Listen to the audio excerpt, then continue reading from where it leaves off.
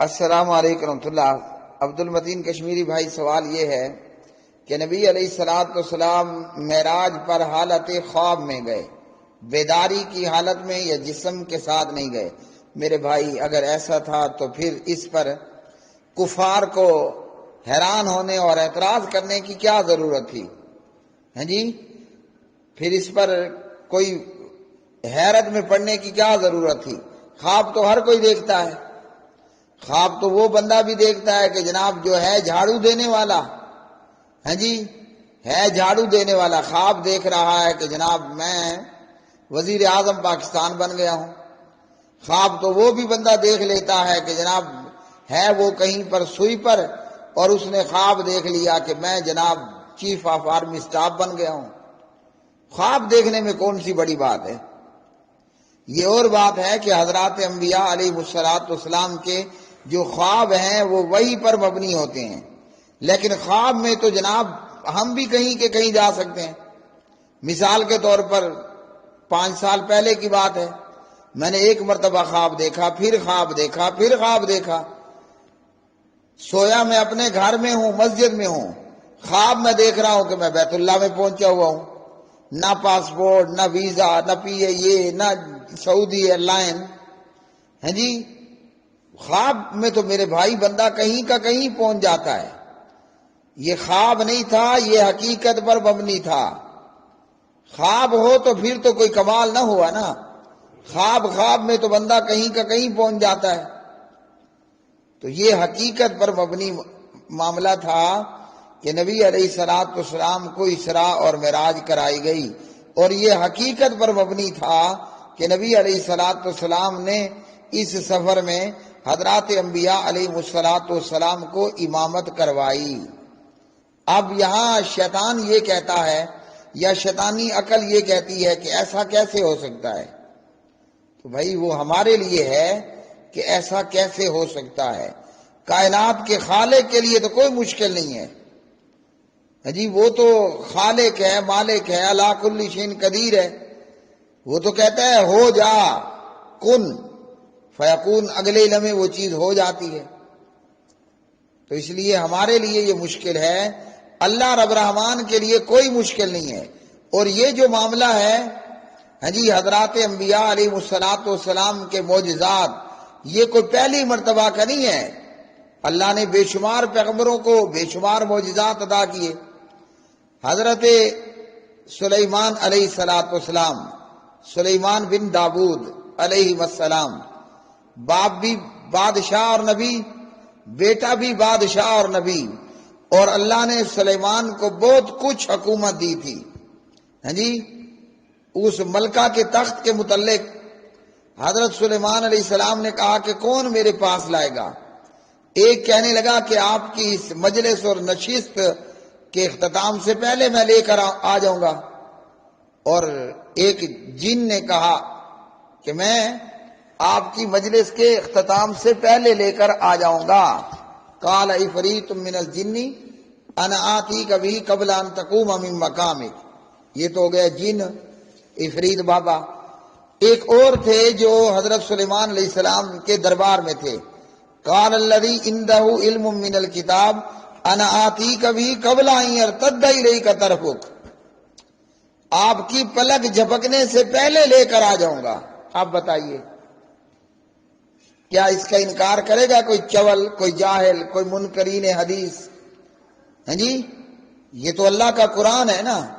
اسراء اور معراج کا ذکر بھی قرآن مجید میں موجود ہے۔ تو یہ سلیمان علیہ السلام کا واقعہ سورۃ النمل میں ہے نا۔ تو یہ تو اللہ کا قرآن ہے۔ اب وہ ملکہ کا تخت کتنا بڑا ہوگا، کوئی اندازہ ہے؟ کوئی جن ہو، کوئی بڑی قوتوں والا ہو، سینکڑوں ہزاروں میل سے اتنا بھاری بھرکم تخت لاتے لاتے وقت تو لگتا ہے نا۔ لیکن شاباش، اب وہ علم والا تھا کون؟ یہ اللہ کے قرآن نے نہیں بتایا۔ وہ کہنے لگا قبل ان یرتد الیک طرفک، آپ کی پلک جھپکنے سے پہلے وہ تخت حاضر ہوگا، اور وہ حاضر بھی ہو گیا۔ سبحان اللہ۔ تو جب ایک بھاری بھرکم، پتہ نہیں وہ 50 کلو کا تھا 100 کلو کا تھا، 1000 kg کا تھا، 10,000 kg کا تھا، تخت تھا نا، بڑا بھاری بھرکم ہوگا۔ اور ہمارے پیارے نبی علیہ الصلوۃ والسلام کا وزن اور ویٹ وہ تو نارمل۔ آج آپ اندازہ لگا لیں ایک نارمل قد کاٹ کے آدمی کا کتنا وزن ہوگا، ایک نارمل قد کاٹ کے آدمی کا کتنا وزن ہوگا، نہ جو بہت زیادہ لمبا تڑنگا کہ نہ بہت زیادہ موٹا، بالکل سمارٹ اور ہینڈسم جناب محمد الرسول اللہ صلی اللہ علیہ وسلم۔ اگر پلک جھپکنے سے پہلے ملکہ کا 1000 ٹن بھاری تخت وہ علم والا سلیمان پیغمبر کی خدمت میں پلک جھپکنے میں لا سکتا ہے سبحان اللہ، تو یہ ایک نارمل ویٹ اور وزن کے محمد الرسول اللہ صلی اللہ علیہ وسلم پوری ایک رات میں سبحان اللہ حضرت ام ہانی کے گھر سے بیت اللہ سے مسجد اقصی سے جنت الماوا، اور یہ پلک جھپکنے کا وقت نہیں تھا، پوری ایک رات میں یہ معاملہ ہوا۔ اگر 1000 ٹن وزنی تخت اللہ کے قرآن کے مطابق پلک جھپکنے میں آ سکتا ہے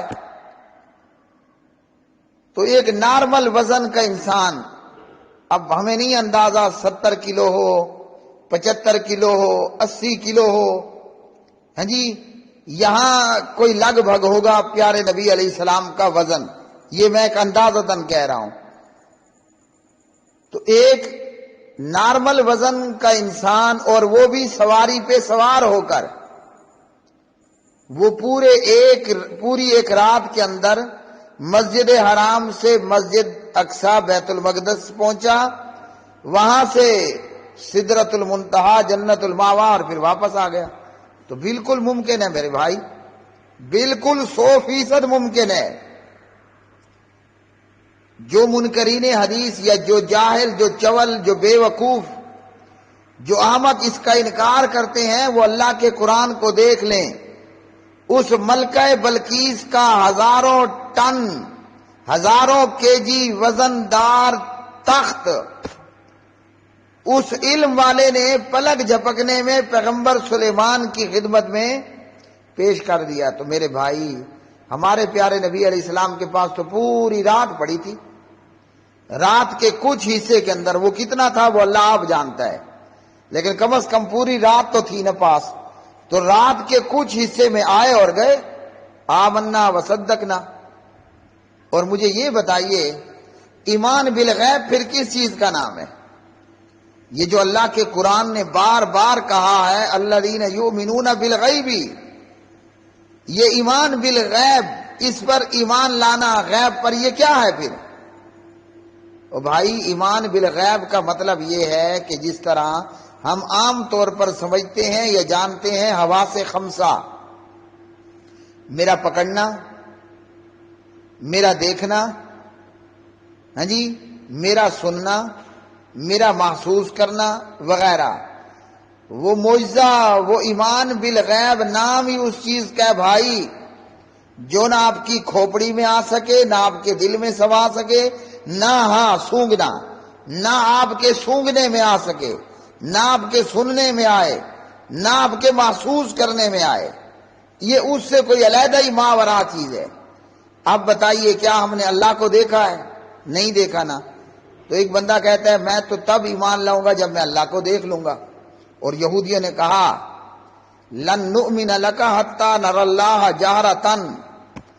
اب بتائیے اللہ کو تو ہم دیکھ نہیں سکتے ہیں، فی الحال تو نہیں دیکھ سکتے، آگے دیکھیں گے انشاءاللہ۔ تو ایک بندہ یہ شرط رکھ دیتا ہے میں اللہ کو تب مانوں گا، جنت پر تب ایمان ہوگا، جہنم کو تب مانوں گا کہ جب میں اس کو اپنے سامنے ظاہر ظہور دیکھ لوں۔ تو ہم اسے کیا کہیں گے؟ ہم اسے یہی کہیں گے کہ بھلے میاں اللہ تعالیٰ کو کوئی نہیں دیکھ سکتا، لا تدرک الابصار وہو یدرک الابصار وہو اللطیف الخبیر۔ اور موسیٰ علیہ السلام نے کہا اپنے پروردگار کے دیدار کرنا چاہا، اللہ تعالیٰ نے فرمایا لن ترانی، لن کے ساتھ، ہرگز تو مجھے نہیں دیکھ سکتا، ہاں ولیکن انظر الی الجبل فإن استقر مکانہ فسوف ترانی، اس پہاڑ کو دیکھ، اگر یہ اپنی جگہ پر باقی رہا تو ان قریب تو مجھے دیکھ لے گا۔ فلما تجلی ربہ للجبل جعلہ دکا، اللہ نے پہاڑ پر تجلی ڈالی، وہ ریزہ ریزہ ہو گیا۔ وخر موسیٰ صائقا، حضرت موسیٰ سبحان اللہ، اور پہلوان پیغمبر صلی اللہ علیہ وسلم، ایک ہی تھپڑ میں بندہ مار دینے والے پیغمبر، بلکہ صرف بندہ ہی کیا، حدیث صحیح مسلم کی حدیث کے مطابق ملک الموت جنہیں ہم اسرائیل کہتے ہیں علیہ السلام، حضرت موسیٰ علیہ السلام کی روح نکالنے آئے، کہا کہ آپ کی روح قبض کرنی، اچھا، لگایا تھپڑ، موت کے فرشتے کی آنکھ باہر نکل آئی، ہے جی، اتنا پاورفل پیغمبر، وہ بے ہوش ہو کر گر پڑا ہے۔ تو بھائی ایمان بالغیب اس بات کا نام ہے کہ ہمیں اللہ کے قرآن نے اور آمنہ کے لال عبداللہ کے یتیم عبد المطلب کے پوتے ابو طالب کے پیارے پیارے بھتیجے جناب محمد محمد محمد محمد الرسول اللہ صلی اللہ علیہ وسلم نے جو بتایا اس پر ٹیں ٹیں نہیں کرنا۔ اگر ایمان ہے تو کہنا ہے آمنا وصدقنا، اگر ایمان ہے، نہیں ہے تو پھر لگائے رکھو چونکہ چنانچہ یعنی البتہ۔